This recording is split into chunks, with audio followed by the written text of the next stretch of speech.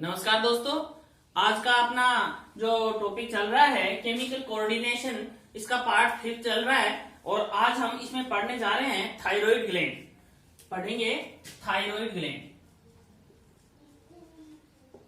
Thyroid gland. हाँ तो दोस्तों, थायराइड ग्लैंड स्टार्ट करने से पहले हमें सबसे पहले यह पता होना चाहिए कि ये जो थायराइड ग्लैंड है ये स्थित कहाँ होती है। सबसे पहले ये कहाँ स्थित होती है, राइट।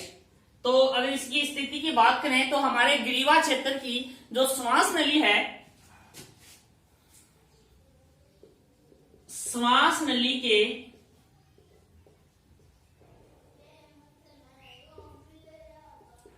अधर एवं पार्श्व भाग से जुड़ी हुई पाई जाती है। श्वास नली के अधर व पार्श्व भाग में जुड़ी हुई पाई जाती है। दो पालियां होती हैं इसके। कितनी पाली है इसमें? ग्रंथि में कितनी लॉब्स हैं? पाली कितनी है? दो पाली। दोनों पालियां एक दूसरे से जुड़ी रहती हैं। संयोजक सेतु जो है उसके द्वारा, संयोजक सेतु द्वारा जुड़ी रहती हैं, राइट। इसके बाद देखिएगा दोस्तों, ये जो थायराइड ग्लैंड है ये इसकी आकृति कैसी होती है। इसके बाद देखिएगा इसकी आकृति कैसी है। ये जो ग्लैंड है ये एच आकार की ग्रंथि है। एच आकार की ग्लैंड है, ठीक है। आकृति के बाद अगली बात आती है तो इसकी साइज की बात आती है कि इसकी साइज कैसी है।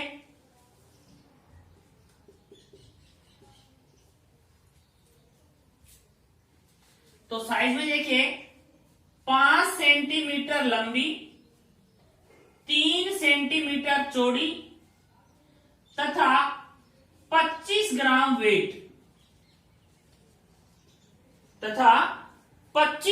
वेट की ग्रंथि होती है ये।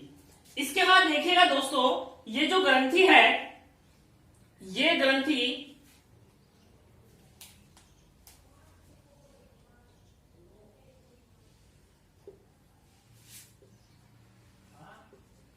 लार्जेस्ट एंडोक्राइन ग्लैंड है। लार्जेस्ट एंडोक्राइन ग्लैंड है। सभी अंतःस्रावी ग्रंथियों में सबसे बड़ी ग्रंथि है।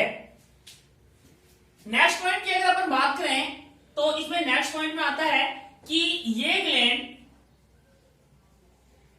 फीमेल में मेल से बड़ी होती है।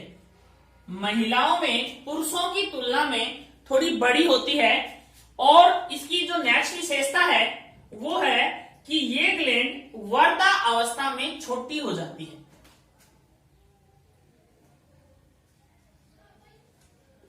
वर्दा अवस्था में छोटी हो जाती है।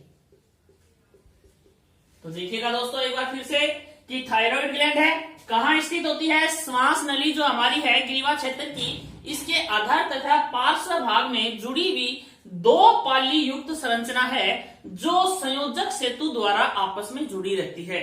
इसके बाद देखिएगा इसकी आकृति की बात करें तो ये एच आकृति की ग्रंथि है और इसकी साइज की बात करें तो ये 5 सेंटीमीटर लंबी, 3 सेंटीमीटर चौड़ी तथा 25 ग्राम वेट की ग्रंथि है। फिर देखिएगा इसमें कि ये वर्दा अवस्था में छोटी हो जाती है। और नेक्स्ट कि ये सबसे बड़ी लार्जेस्ट एंडोक्राइन ग्लैंड है। जितनी भी अंतःस्रावी ग्रंथियां हैं, एंडोक्राइन ग्लैंड्स हैं, उनमें सबसे बड़ी ग्लैंड है ये। और फीमेल में मेल की तुलना में कुछ बड़ी होती है, ठीक है। इसके बाद देखिएगा दोस्तों, इस ग्लैंड की स्ट्रक्चर की अगर अपन बात करें तो हम इसकी स्ट्रक्चर देख रहे हैं।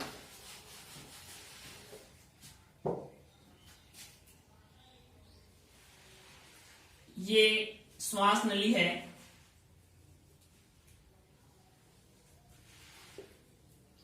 और इस श्वास नली पर इस तरीके की एक ग्लैंड पाई जाती है जिसमें 2 लोब्स हैं और इनके बीच में ये देखिए प्रत्येक लोब में 2 पैराथायरॉइड ग्लैंड पाई जाती हैं। ये देखिएगा श्वास नली है, ये थायराइड ग्लैंड है, थायराइड ग्रंथि है। ये जो ग्रंथि है ये है पैराथायरॉइड ग्लैंड, ठीक है। ये दोनों लोब्स हैं इसके और ये संयोजक सेतु द्वारा आपस में जुड़े रहते हैं, ठीक है। इसके बाद देखिएगा ये जो ग्रंथि है ये अनेक छोटी छोटी पुट्टिकाओं से मिलकर बनी होती है। थायराइड ग्लैंड जो है वो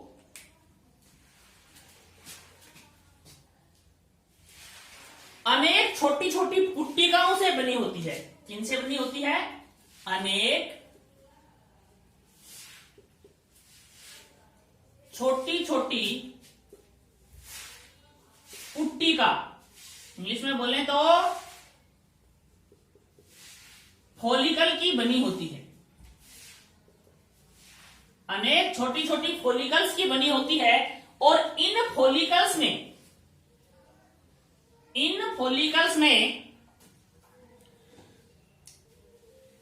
पीला जेली समान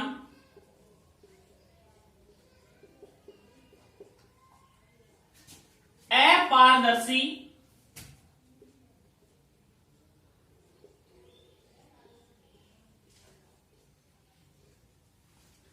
पीला जेली समान अपारदर्शी आयोडीन युक्त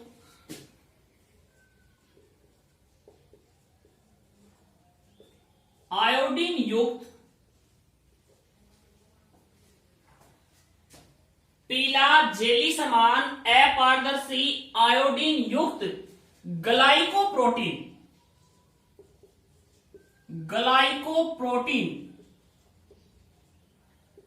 पदार्थ भरा रहता है। ये एक द्रव पदार्थ है, पीला है, जेली समान है, अपारदर्शी है, आयोडीन युक्त है और नेचर इसकी ग्लाइकोप्रोटीन नेचर है। ये भरा रहता है और इस पदार्थ का नाम है आयोडोथायरोग्लोबुलिन। क्या नाम है? आयोडोथायरोग्लोबुलिन।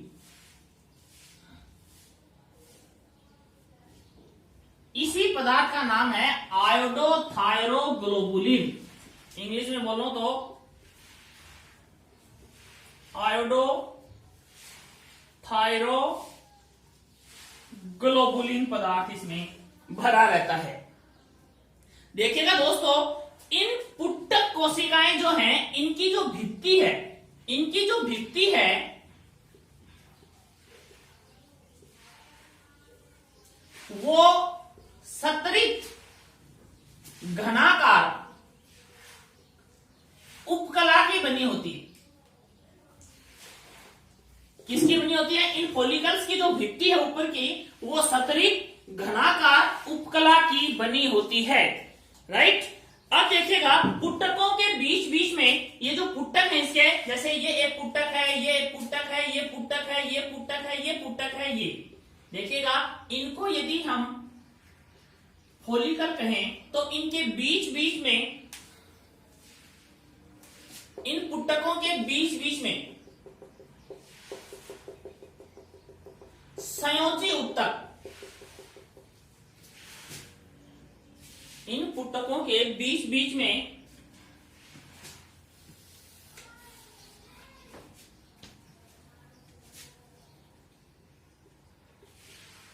संयोजी उत्तक कनेक्टिव टिश्यू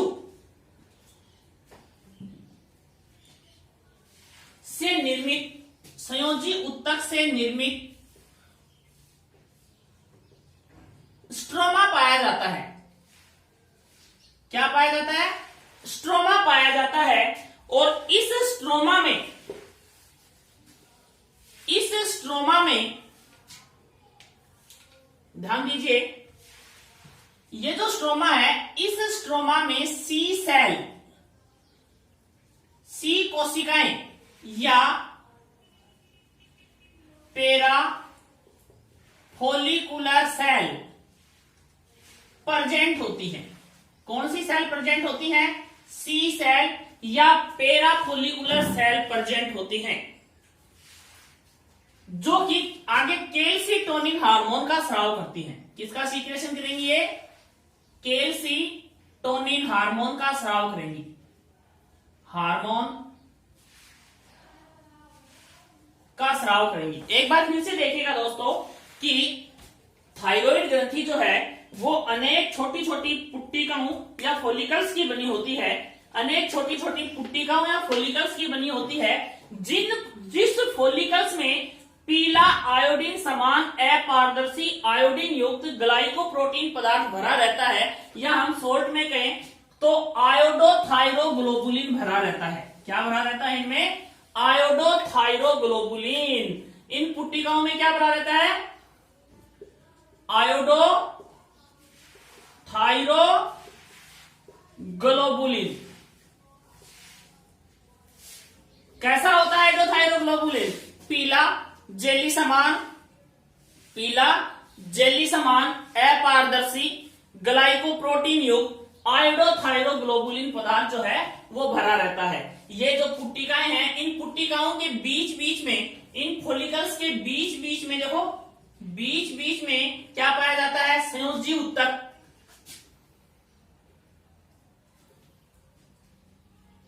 या स्ट्रोमा पाया जाता है, फॉर्म्ड बाय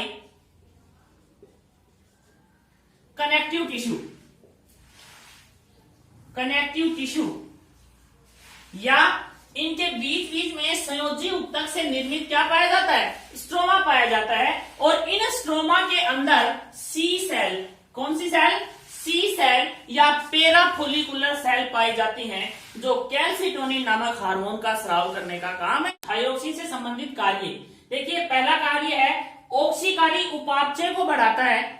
ये जो थायरोक्सिन हार्मोन है, ये ऑक्सीकारी उपापचय को बढ़ाता है, ऑक्सीडेटिव मेटाबॉलिज्म को बढ़ाता है, जिससे ऊर्जा उत्पादन की दर बढ़ जाती है, जीवन की रफ्तार बढ़ जाती है और शरीर की वृद्धि में सहायक है। शरीर की वृद्धि बढ़ जाती है किसके कारण?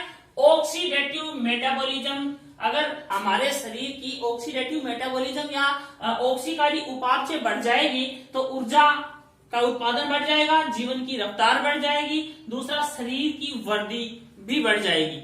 इसके बाद देखिएगा दोस्तों कि दूसरा इसका फंक्शन है कि आंत के अंदर ग्लूकोज के एब्जॉर्प्शन को बढ़ाता है। ये आंत के अंदर क्या करता है? ग्लूकोज के एब्जॉर्प्शन को बढ़ाता है और ऑक्सीजन की खपत तथा बीएमआर बेसल मेटाबॉलिज्म रेट को बढ़ा देता है। किसको? ऑक्सीजन की खपत को और बीएमआर को बढ़ा देता है। कौन? किसके कारण? कि आंत में ग्लूकोज का एब्जॉर्प्शन बढ़ गया तो ऑक्सीजन की खपत और बीएमआर बढ़ जाएगा, और हृदय के स्पंदन को बढ़ाता है। किसको?